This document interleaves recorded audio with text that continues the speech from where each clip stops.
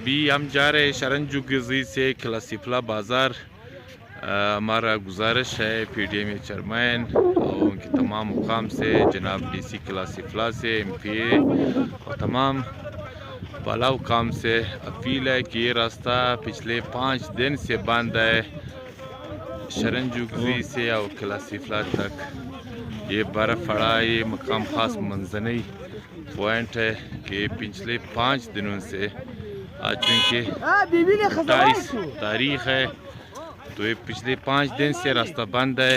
گاؤں سے کوئی چیز بھی نہ بازار جا سکتا ہے نہ وہاں آ سکتا ہے. مریض ہے، سامان ہے، ایمرجنسی حالات ہے. شرنجو گزی میں کوئی بھی نہیں جا سکتا ہے. تو گزارش یہ ہے کہ حکام نوٹس لے، راستہ کھولے.